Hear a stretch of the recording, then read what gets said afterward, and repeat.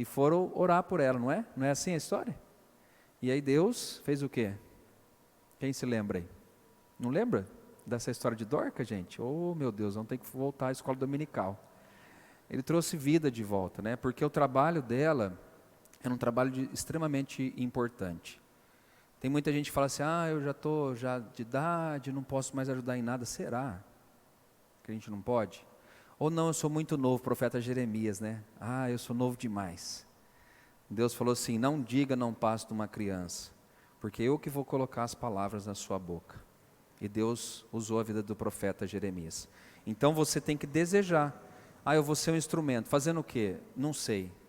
Faz aquilo que Deus tem colocado no seu coração, tá? Identificar o que pode e que deve fazer na construção da igreja de Cristo. Construção não essa aqui de tijolos, mas na construção na vida das pessoas. Então vamos falar aí na introdução. A edificação da igreja deve ser mútua, codependente e necessária. Para uma igreja que ama o Senhor Jesus e deseja crescer rumo à maturidade, é imprescindível que os dons espirituais estejam em pleno exercício entre os membros.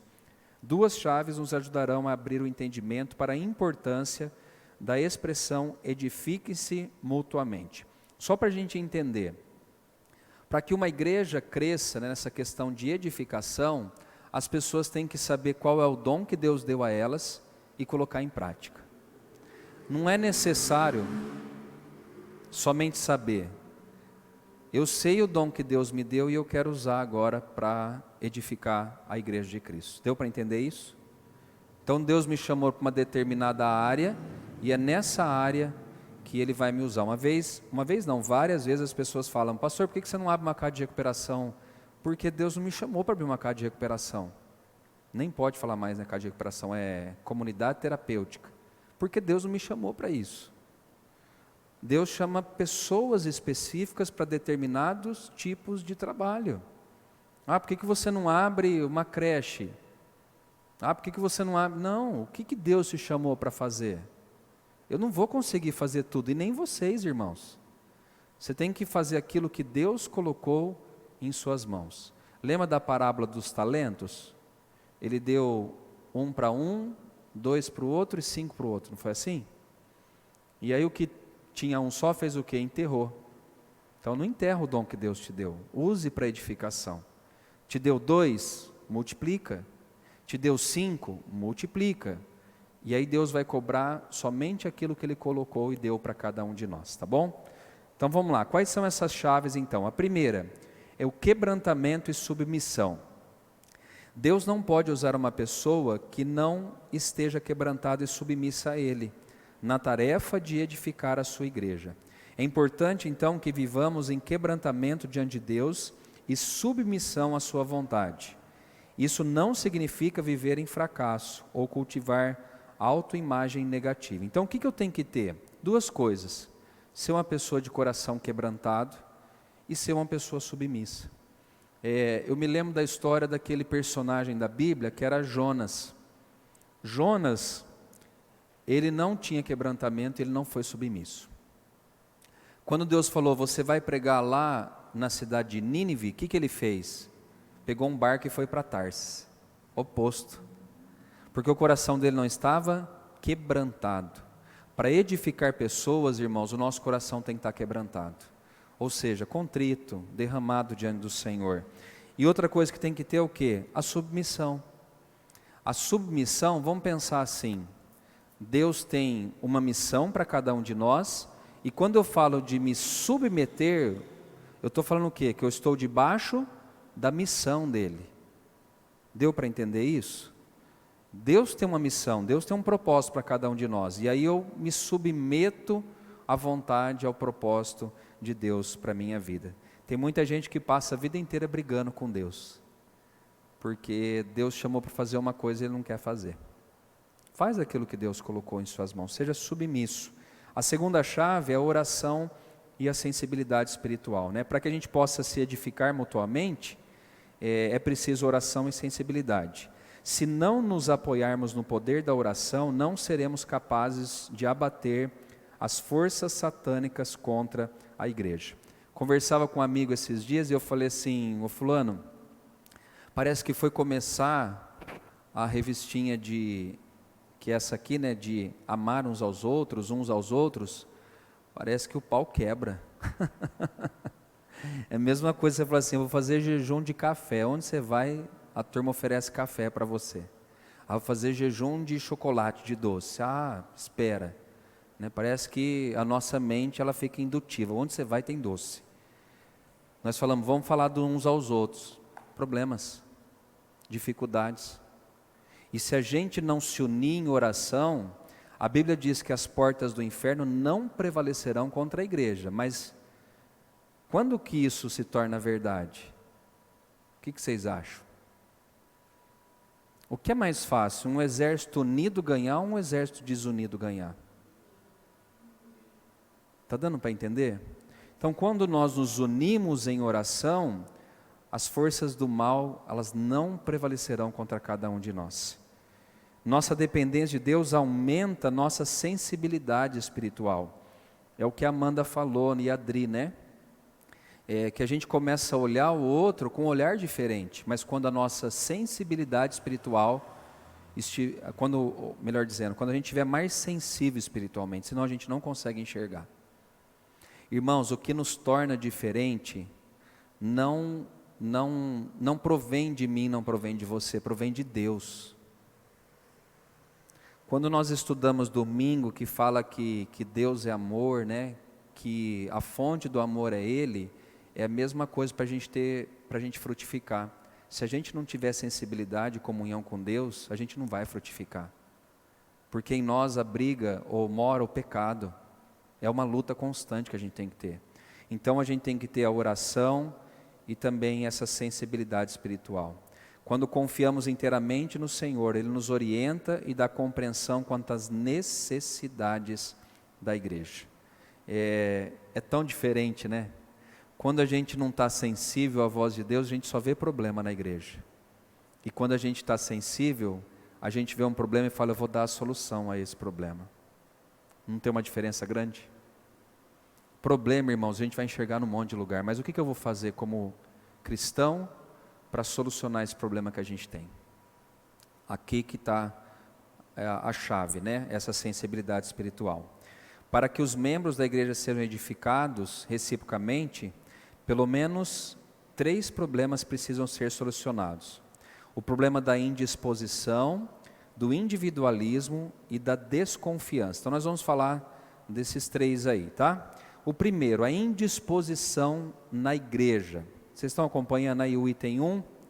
Então vamos lá. O livro de Hebreus foi escrito para judeus cristãos, provavelmente de Jerusalém, que estavam vacilando na fé. Esses crentes estavam começando a pensar que haviam perdido tudo ao aceitar o cristianismo. Estavam sendo tomados por uma atitude negativa de indisposição e desânimo. Corriam perigos e até mesmo de abandonar a fé. Então o que acontece? Esses crentes aqui, os hebreus, eles estavam naquela de que parece que eu vim para Cristo e as coisas pioraram. Parece que eu vim para Jesus e as coisas não estão acontecendo. O que gerou? Indisposição e desânimo no coração desses cristãos. E aí nós vamos falar sobre isso, né? Como então a gente soluciona o problema da indisposição de alguns irmãos da igreja? Vamos lá, primeiro aí, dentro do item 1, o item 1.1. A igreja tem que ir até eles. Alguns passos são necessários para irmos ao encontro daqueles que estão indispostos com a igreja e levarmos uma palavra de ânimo. A letra A fala que orar persistentemente por essas pessoas, que era uma das características da igreja de Atos, é que eles perseveravam nas orações. Então, quando tem gente indisposta, desanimada, que não quer mais frequentar, que não quer mais participar dos cultos por algum motivo, o que nós temos que fazer primeiramente, gente? Orar por essas pessoas. E muitas vezes a gente fica, né, naquela de que, não, deixa, vai sofrer, depois volta, né? Muitas vezes eu já falei isso. E a gente tem que orar por essa pessoa. A edificação também passa por esse processo. processo de oração. Segundo, levar-lhes a palavra de Deus. Um momento em sua casa para um estudo da palavra, um período de oração fazem grande bem para aqueles que estão desanimados. O grupo de comunhão, a gente vai falar até mais sobre isso na revistinha, mas o grupo de comunhão é uma forma de levar ânimo para os irmãos que estão desanimados. Você leva o culto na casa da pessoa e você vai trazendo novamente ânimo ao coração dessa pessoa. Então, levar uma palavra de Deus até esses. O terceiro, ajudá-los a vencer o problema da indisposição. É para curar os que estão doentes espiritualmente, falando que a igreja existe. Ela proclama a palavra que cura, oferece esperança aos aflitos. No entanto, a igreja é muito mais que um hospital espiritual. Ela é também uma comunidade de cristãos que edifica os santos. Eu consigo enxergar isso na pandemia, quando a gente fechou a igreja. Quantas pessoas ficaram doentes da alma? Várias pessoas. Sabe por quê, irmãos? O mundo enxerga a igreja como um lugar onde rouba dinheiro das pessoas, onde faz mal, onde tenta fazer uma lavagem cerebral. Não é assim, quer ver? Tem o meu sobrinho lá em Rio Claro, ele acho que vai em algumas festas da família da parte da mãe dele, e eles falam assim, começa a falar mal de pastor, né? Aí ele fala assim, não, eu tenho um tio que é pastor, mas ele não é ladrão não, né? Porque a máxima que existe é isso, que o pastor é ladrão, só quer dinheiro, que os crentes são tudo tapado, fazem lavagem cerebral, e é assim mesmo, gente. E a gente precisa entender que a igreja, ela é muito mais do que isso que as pessoas acham que ela é. Hoje eu entendo isso. A igreja, para muitos, é um lugar onde ela encontra refrigério. Tem muita gente que chega cansada da vida aqui, e que encontra abrigo, não só nosso, mas abrigo debaixo das mãos do Senhor. A palavra vem de encontro a uma necessidade que ela está enfrentando na vida. Então a igreja, irmãos, ela é muito mais do que um prédio de tijolo e cimento. A igreja é um lugar onde, é lógico que em casa a gente pode fazer isso também, não estou falando contra isso. Mas aqui é um lugar onde nós temos um encontro verdadeiro e genuíno com o Senhor. Sem mistificar o prédio. Mas quando nós nos unimos, os santos, Deus se faz presente entre nós. E na edificação, Deus traz cura, traz libertação, traz restauração. Quantas pessoas que já sentaram aqui nesses bancos foram curadas? Não só de doenças, tiveram casamentos restaurados, tiveram vida de filhos mudadas, pai, mãe, esposo, esposa, quantos? Então a igreja é um lugar onde os cristãos eles estão edificando uns aos outros. Né? Vamos andar junto aqui, né? E dar uma palavra de vitória, dar uma palavra de fé, e é assim que a gente caminha, tá? A igreja tem que permitir que eles venham a ela, ou seja, essas pessoas indispostas, né? A gente tem que estar com as portas abertas para essas pessoas. Como? Letra A, abrindo-lhes a porta do nosso coração para que tenham acesso fácil. Eu fico pensando nessa palavra, o fariseu e o escriba, eles tinham o coração aberto para as pessoas? O que vocês acham? Não.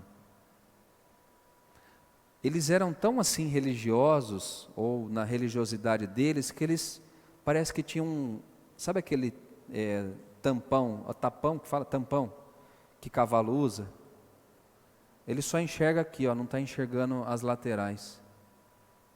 Ao invés de facilitar o acesso a Deus, eles dificultavam o acesso a Deus. E nós temos que ter essa visão de fácil acesso. Não de difícil acesso, irmãos. O mundo já está dando pancada. Então, quando uma pessoa chega aqui arrebentada, o que a gente tem que fazer? Dar fácil acesso a essas pessoas. Fala o que Cristo tem poder para fazer e o que Ele já fez na sua vida. Mas seja fácil acesso. Não seja aquele crente fariseu, escriba que está fechado, né? Se visamos a edificação da igreja, não podemos dificultar o acesso das pessoas, nem tampouco nos mostrarmos insensíveis também às suas necessidades. Todas as pessoas têm necessidades, e nós temos que mostrar sensibilidade as necessidades que as pessoas têm. Irmãos, o que para mim é fácil de resolver, talvez para o irmão não seja. O que para mim às vezes é um problemão, para o Dimas talvez não seja um problemão. O que é uma situação que a Mo está passando, para ela é algo que ela fala, meu Deus, como que eu vou enfrentar? Para mim talvez seja mais tranquilo. Então o que a gente não pode ter? Insensibilidade à necessidade e à dor do outro.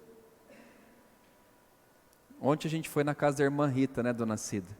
E é tão interessante, né, que a gente dá um pouquinho de oportunidade para falar, aí elas começam a falar das necessidades. Né? A Rita, aí a dona Eurides. A dona Eurides falou que o filho dela ficou 2 anos desempregado. E se bobear, daqui a pouco ela já estava até chorando, né? E assim vai. A sua mãe, quando a gente vai lá, a dona Mercedes, a dona Dora. E a gente não pode ser insensível às necessidades das pessoas. A gente tem que olhar com um olhar dizendo, podia ser eu estar passando pela situação que essa pessoa está passando. Então, seja sensível, né, às necessidades. Abrindo-lhe também, na letra B, abrindo-lhe as portas do templo para que possam entrar. Uma recepção calorosa muito pode ajudar. Um ambiente alegre, amistoso, sadio edifica a igreja e é sempre um convite a retornar. Né? A nossa igreja, a gente tem que ser mais aberto nisso. Né? As pessoas que chegam aqui e que às vezes estão indispostas com a igreja. Tem muita gente machucada lá fora, irmãos, que foi maltratada dentro da igreja, que foi esquecida dentro da igreja, né? A gente falava agora, Amanda, antes do culto, que às vezes é deixada de lado, que ninguém conversa com essa pessoa. Então o que a gente tem que fazer?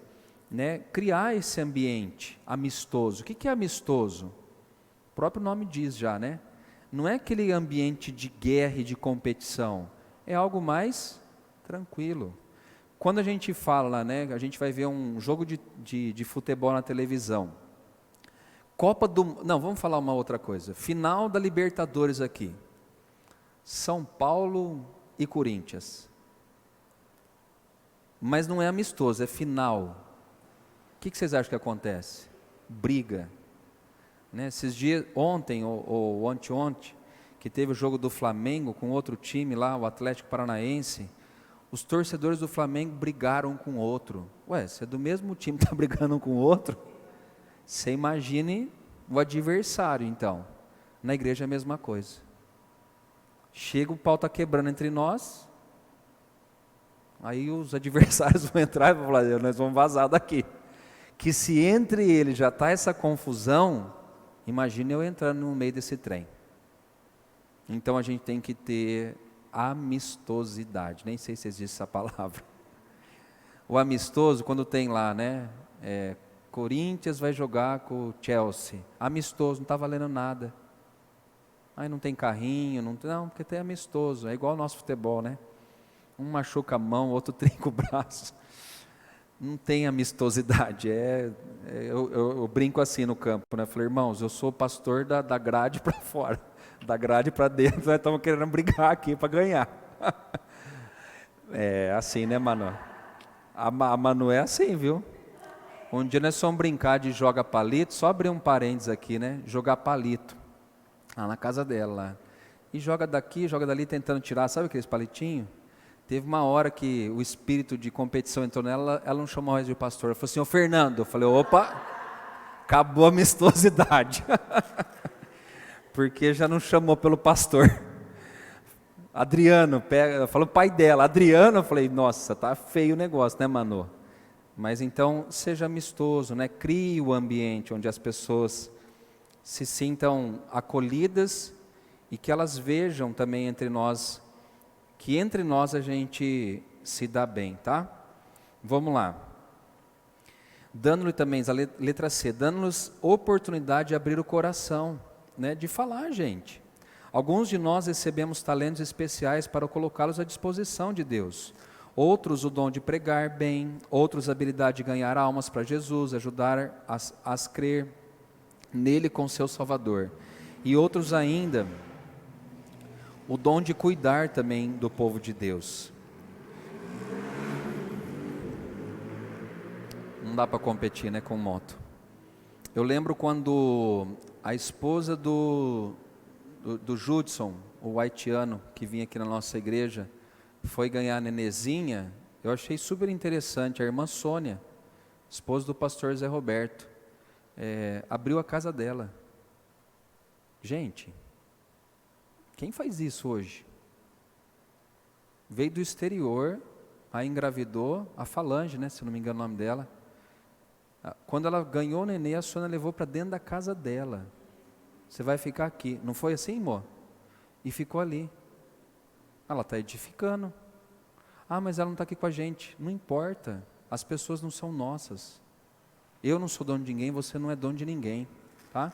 Então que a gente possa usar esses dons, né, para abençoar a outros. E dar a oportunidade da pessoa se abrir também. E o D é convidando-os para que venham, né, tomar um chá em nossa casa. Eu prefiro o café, mas tudo bem. Vamos seguir o exemplo de Lídia, né, que convidou o apóstolo Paulo e seus companheiros para uma deliciosa reunião em sua casa. Aliás, quarta-feira, às 3h, vai ter uma reunião lá em casa. É verdade mesmo, não é fake. Nós vamos abrir o nosso apartamento lá e nós vamos tomar um chá, se vocês quiserem ir lá. Vou fazer café também. E para que a gente possa, né, deixar aberto o acesso às pessoas. Semana retrasada foi na Dona Cida, ontem nós fomos na Dona Rita, e temos que fazer isso. A igreja, nossa casa, deve ser aberta. No 2 aí, vamos lá. Individualismo na igreja.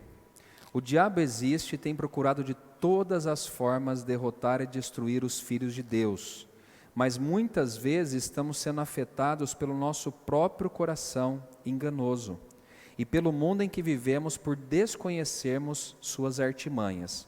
Uma das grandes mentiras que o diabo tem ensinado é que só pode viver só, independente, sem se envolver. E isso é uma mentira. Hoje de manhã, na terapia que eu fui com a doutora Cássia, ela falou sobre isso, que depois da pandemia, algumas pessoas já não querem mais voltar para a igreja. Sabe por quê? Individualismo. Está tão bom aqui. Aqui não tem criança gritando, aqui não tem irmão levantando para beber água. Aqui em casa, se o louvor está alto, eu consigo abaixar. É assim, gente. Está tão bom dessa maneira, mas eu quero dizer que uma das maiores mentiras do diabo é essa, que você pode viver só. Por mais que a gente tenha problemas entre nós, irmãos, é melhor viver em comunhão do que viver sozinho. O que Salomão fala em Eclesiastes? Vamos abrir lá comigo? Se eu não me engano, é o capítulo de número 4. Eclesiastes.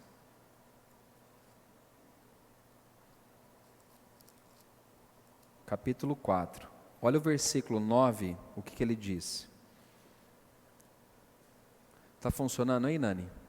Beleza. Eclesiastes, capítulo de número 4, versículo 9. Melhor é serem 2 do que 1, porque tem melhor paga do seu trabalho. Porque se caírem um, levanta o companheiro, ai, porém, do que estiver só. Pois caindo, não haverá quem o levante. Também se 2 dormirem juntos, eles se aquentarão. Mas um só, como se aquentará? Se alguém quiser prevalecer contra um, os 2 lhe resistirão. O cordão de 3 dobras não se rebenta com facilidade. Esse ensinamento de Salomão é um ensinamento que a gente vê de capa a capa na Bíblia. Ninguém sozinho fez alguma coisa extraordinária. Ninguém. Até Jesus, ele colocou quantas pessoas ao redor dele? 12. E um era o traidor ainda. Se Jesus tinha os seus companheiros e valorizou os seus companheiros, imagine a gente. Não vou falar companheiro não, fica meio fora, né? Senão acho que eu estou fazendo política. Os seus discípulos, melhor. Se Jesus tinha os seus discípulos, as pessoas que estavam ali na jornada junto com ele, será que nós não precisamos? Como eu disse, por mais problema que a gente tenha, é melhor andar junto, né? Eu lembro numa fase que eu era mais novo e solteiro, Porque quando a gente é mais novo e solteiro, é muito mais difícil a gente lutar contra algumas tentações. E eu sempre gostava de ter pessoas mais fortes do que eu para vencer o pecado, porque senão a gente não dá conta. Então, sai desse engano, né, de que é melhor a gente ou fala aquele ditado, né, antes só do que mal acompanhado. Não, irmão, não fique só, mas também não fique mal acompanhado. Busque boas amizades, boas pessoas para andar com você, tá? Quais são as causas mais evidentes que têm levado os membros da igreja a se afastar uns dos outros? Vamos ver aí. A primeira causa, discórdia quanto ao desempenho. Se uma professora da escola bíblica julga que seu cargo inclui a aquisição de material didático para suas alunas, e o superintendente acredita ser dele essa responsabilidade, o conflito certamente surgirá. Isso aqui discorda quanto ao desempenho, ou seja, o que está acima sempre acha que é melhor do que aquele que está abaixo, em nível de hierarquia, tá? Uma outra coisa, choque de personalidade, isso a gente quase não tem aqui dentro da igreja. Um idealista enquanto o outro é pragmático.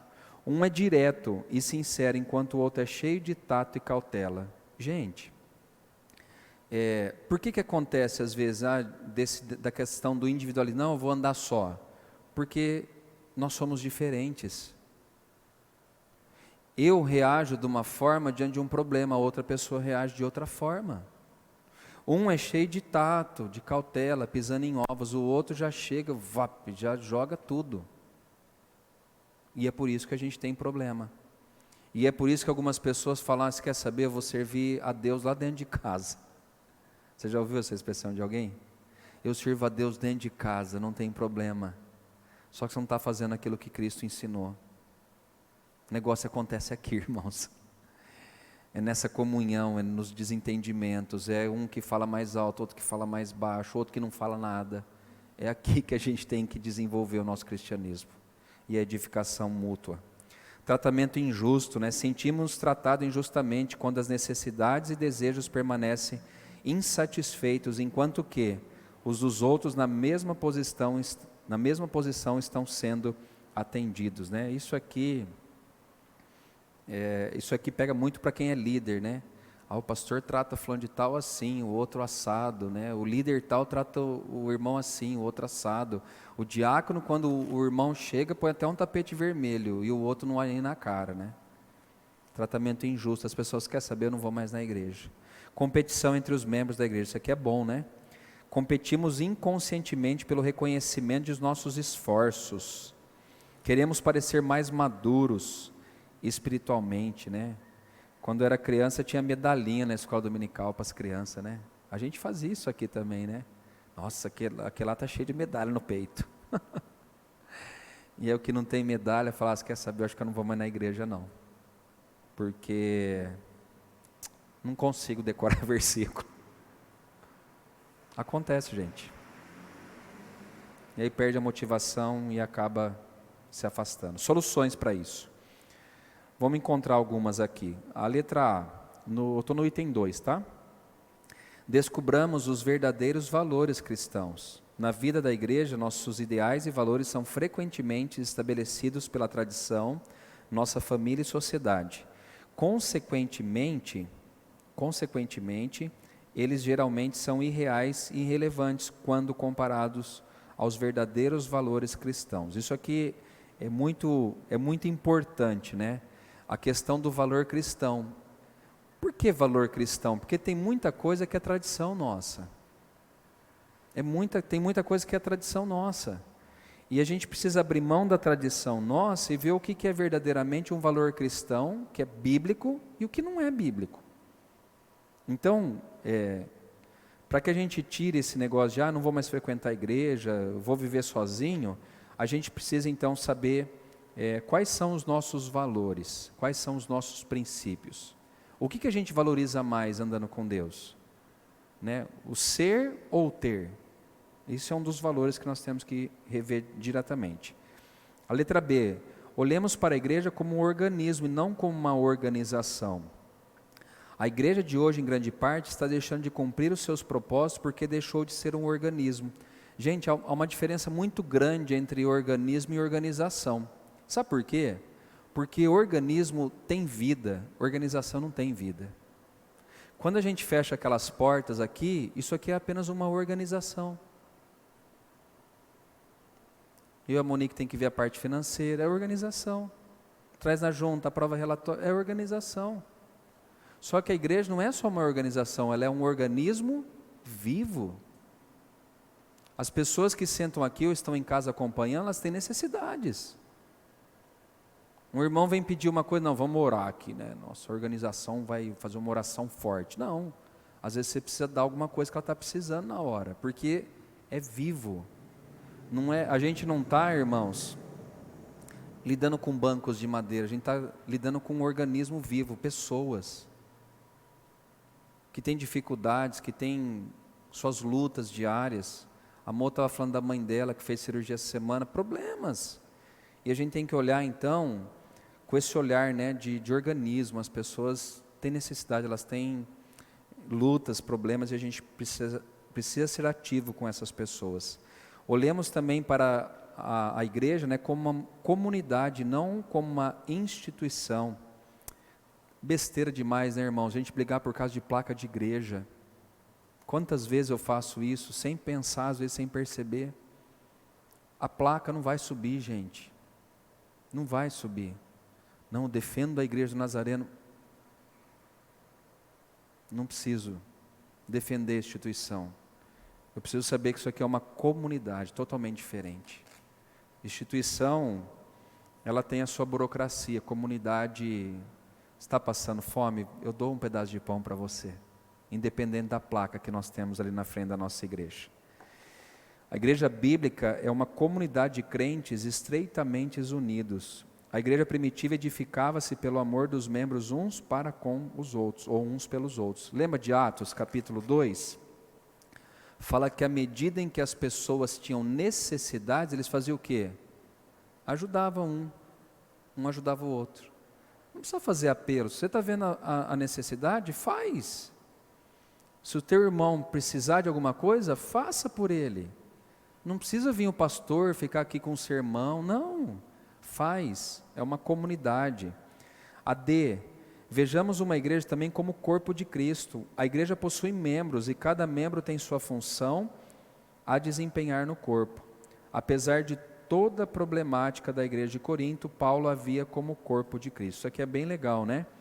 Porque a igreja, ela não é prédio, a igreja é um corpo. Então eu sou a mão, a dona Cida é o pé, o seu Theo é os ouvidos, o Adriano é o nariz, a Adriana os olhos, a Manu o braço, a Monique o pé, e assim a gente vai. Você é a voz. Cada um tem a sua função, gente, aqui dentro, né? É uma comunidade, é um corpo. Paulo, por mais problema que tinha Corinto, ele falou, vocês são corpo de Cristo. E um corpo tem problema? Tem. Problema na coluna, problema nos olhos, tem ou não? A Ana com 43 anos, ela fez já a cirurgia da catarata nos 2 olhos, com 43 anos de idade, 42. Tem problema um corpo, mas é corpo, tá bom? Vamos lá, a gente vai terminar aí então. Será que é isso mesmo? Vamos no 3 aí, a desconfiança na igreja. Esse é o último ponto. E nós vamos terminar no horário. Somos chamados a viver uma vida de tal modo exemplar que o mundo não possa negar que somos filhos de Deus. No entanto, temos nossas necessidades básicas. Nossas atitudes, percepções e comportamentos são meios de satisfazê-las. E uma delas é a necessidade de confiança. Então vamos ver essa questão da confiança, né? Para que não haja desconfiança na igreja. O primeiro ponto aí, deve existir cordialidade e intimidade entre os membros da igreja. A questão que temos que levantar aqui é, os membros possuem amor profundo e mútuo que se expressa nos seus cumprimentos afetuosos e quando estão compartilhando experiências de vida, eles têm liberdade ou se sentem constrangidos? Então, entre nós, né? Há mais a questão da liberdade ou do constrangimento? Quando o irmão vem contar um testemunho, ele tem liberdade ou ele é constrangido a isso? Quando eu vou contar uma necessidade, eu tenho liberdade para expressar ou eu sou reprimido a expressar a necessidade que eu estou tendo? Então nós temos que repensar nisso, né? Para que a igreja passe credibilidade e confiança, a gente tem que ter cordialidade e intimidade então entre as pessoas. E elas têm que ter liberdade para falar suas dores, seus problemas, suas dificuldades e assim por diante, tá? No ponto 2 aí. A igreja deve promover a formação de fortes grupos de comunhão. Isso aqui é muito importante, gente. Pena que ainda vocês não engataram, né? E eu falo para quem está em casa também ouvindo. O grupo de comunhão é muito importante, muito importante. Precisamos estabelecer na igreja um fluxo livre de comunicação, cooperação e participação por intermédio da congregação inteira. Todas as providências necessárias devem ser tomadas para promover um ambiente de amor e comunhão, apesar da proposta de crescimento da igreja. É sempre oportuno relembrarmos o que diz Atos 9:31, com respeito ao bom momento em que a igreja estava vivendo. E vamos lá ler. Assim a igreja tinha paz por toda a Judéia, Galiléia e Samaria, edificando-se, caminhando no temor do Senhor, e no consolo do Espírito Santo crescia em números. O texto fala da unidade e comunhão que havia entre os membros da igreja internamente, enquanto ela sofria perseguições e provações por parte dos seus opositores. Ou seja, a perseguição estava forte no meio da igreja, mas eles estavam o quê? Unidos. E havia paz no coração dessas pessoas. E um grupo de comunhão é isso, né? E quando a gente fala de grupo de comunhão, é lógico que reunir em casa é importante, tem que ter isso. Mas é formar grupos mesmo. Eu vou orar, hoje eu fui na casa da mãe do Rodrigo, eu falei, nós vamos começar a orar pelo seu filho, formar grupo. Está passando problema, vamos formar um grupo de oração? A gente não faz isso, né? Vamos formar um grupo, não no WhatsApp, é formar um grupo, em tal horário a gente vai orar, vamos jejuar essa semana, para fortalecer uns aos outros. E por último, para que haja confiança, e acabe a desconfiança na igreja, os dirigentes devem ter total consideração por todos os membros. Aqui a paulada é para mim, né? Cabe aos líderes estabelecerem formas niveladas de tratamento para que nenhum membro se sinta excluído ou discriminado pelos demais. Deve-se ter igual cuidado com todos. Na igreja, ninguém é melhor que ninguém. Começando daqui. Jesus nos deu a seguinte ordem: vão por todo o mundo e preguem o evangelho a toda criatura. Uma das finalidades da igreja é a de treinar, ensinar e fortalecer os santos.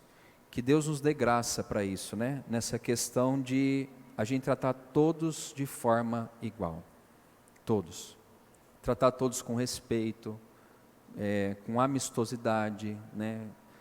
Dar liberdade para que a pessoa possa expor os problemas dela, as dificuldades dela, as necessidades dela e assim por diante. E a conclusão, que temos a responsabilidade de ajudar a igreja a crescer, a ser e a fazer o que Jesus a criou para fazer. Temos que buscar discernimento espiritual, aquilo que edifica a igreja, não o que a destrói. Então, a nossa tarefa, de casa e até a volta de Jesus ou até a nossa morte é essa, é de edificar uns aos outros, E aí diz que as portas do inferno não prevalecerão contra a igreja. Que a gente possa ter essa sensibilidade para com as pessoas que têm caminhado conosco. Amém? Tem alguma pergunta no chat, Nani? Ainda consegui terminar antes das 9. Mais oração, Nós vamos orar pelas pessoas. Obrigado, Nani. Deixa eu ver quem está aqui. A Ruth Alves, ela pede oração pela tia, pela prima e pela vida dela. Acho que só ela que está pedindo oração. A gente quer orar também pelo vizinho da Adri, o Toninho, o filho da amiga da Ana lá do Senac, o Luiz Henrique. Ele estava fazendo um tratamento, e acabou pegando a Covid também. Já estava debilitado, agora pegou a Covid. E a Ana disse que ela estava bem desanimada, a mãe desse rapaz de 22 anos. Eu quero também pedir, né, para que vocês orem pelo pastor Aquiles. Ele fez uma transfusão, transplante de medula.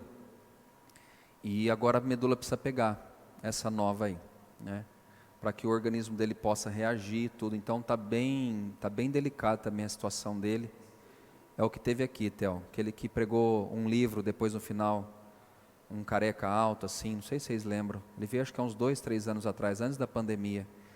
Ele já tinha contraído a leucemia, agora ela voltou no começo do ano. Ele era para ser o superintendente, para vocês terem uma ideia. Por votação, ele que ganhou. Só que na semana que ele foi assumir, a leucemia voltou no sangue dele, né? O câncer. E agora fizeram então o transplante. E assim, eu tenho visto a aflição da família ali, né? Para que essa medula, né, que ele fez o transplante, pegue e que volte a funcionar, tá bom? Vocês lembram de mais alguém aí que está passando por um momento difícil? Davi. Vamos orar por ele.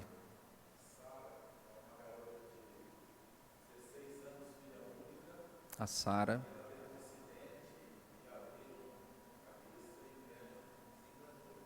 Vamos orar por ela. Amém. Sara. Alguém lembra mais? Alguém, irmãos, daqui da igreja? Vamos ficar em pé para a gente orar. E depois a gente já encerra no YouTube e depois aqui na igreja.